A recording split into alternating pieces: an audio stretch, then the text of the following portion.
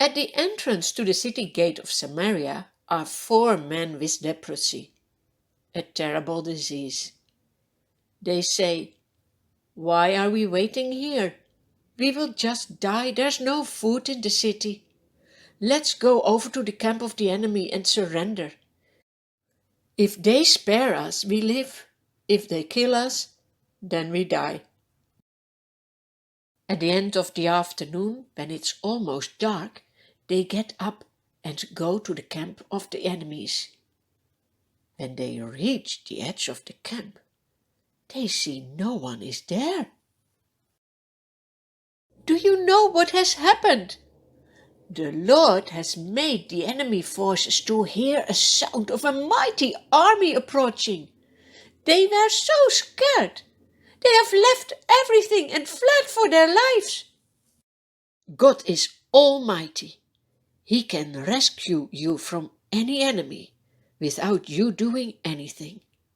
Our biggest enemy is sin, but Jesus can deliver you. Ask him to do so. The 4 men with leprosy enter one of the tents. "Oh, there is food enough." They eat and drink. Then they take silver, gold, and clothes. Then they go off to hide everything. They return and enter another tent. They take some things from it and hide them also. Then they say to each other, "What we are doing is not right. This is a day of good news, and we are keeping it to ourselves. Let us not wait till daybreak, then we will be guilty. Let us report this to the royal palace." So they shout out to a city gatekeeper and report everything they know. This city gatekeeper reports it to other city gatekeepers. They tell the good news to the king. The king gets up, but is very suspicious of the news. He says, "Do you know what I think? They are just hiding somewhere and waiting for us to come out of the city. And once we go out, they will attack us." One of the king's officers suggests, "Let us take our 5 remaining horses and go and see what is going on." 2 chariots set off immediately from Samaria and travel all the way to the river Jordan.